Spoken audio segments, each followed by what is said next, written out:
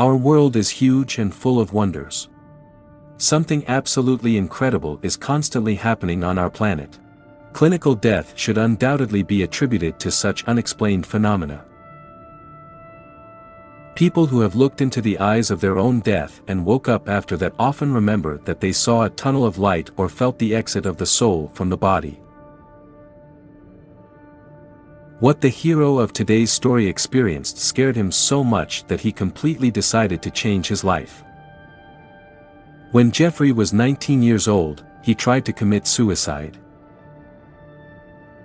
After learning that his girlfriend was cheating on him with his best friend, the guy was hungry for pills.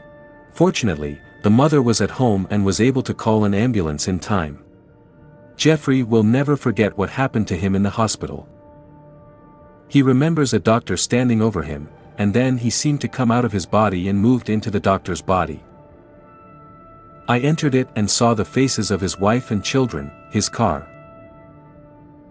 I could feel his panic, Jeffrey recalls. Then some disembodied spirit took him by the hand and led him along. During his exit from the body, Jeffrey saw doctors, nurses crowding over him, trying to do everything possible to bring him back to life. The creature led Jeffrey to a pillar of sparkling light. Then suddenly the guy found himself in a room, the walls of which consisted of clouds. Jeffrey guessed it was paradise because he met his grandmother there.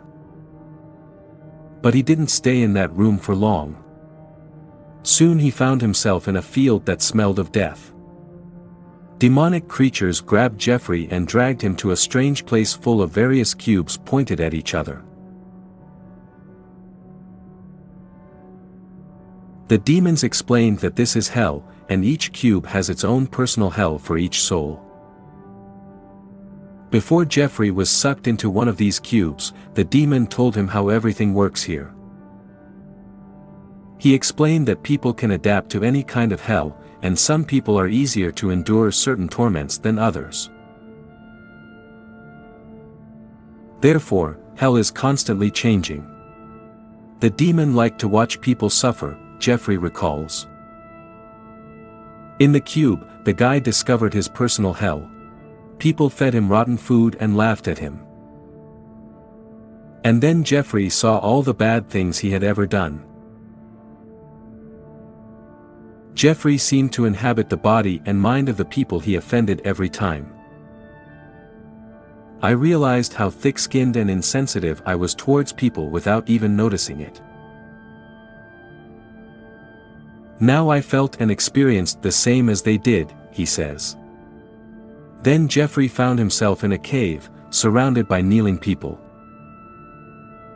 One girl had her wrists cut, a man had a rope neck hanging down, a third had the back of his head blown to smithereens. I heard screams from the cave ahead of us. I tried to talk to these people to understand what was going on, but they told me to shut up, otherwise I would be the next to describe my visions to Jeffrey. When Jeffrey closed his eyes, he saw that everyone around him was struggling to keep their eyes open. You can't close your eyes. You can't talk to others. You can't get up. You can't sit down. You can only sit, leaning on your knees and fingertips. All you're allowed to do is look into a hole full of fire, listen to the screams and hope that you won't be next, he says. Jeffrey began to cry, and through his tears he heard a voice that said to him, "If you ask him, maybe he will have mercy on you." The guy began to pray again and again for salvation, and then some disembodied creature appeared in front of him. The spirit asked Jeffrey what he was doing in this place, and then Jeffrey told him that he no longer wanted to be part of the world because the world was unfair and full of deceit. Then the spirit told the truth about Jeffrey. The spirit told Jeffrey that he not only asked, but begged to stay in the material world, that the only reason why the spirit appeared before him was that Jeffrey still had faith in the good that could happen to him.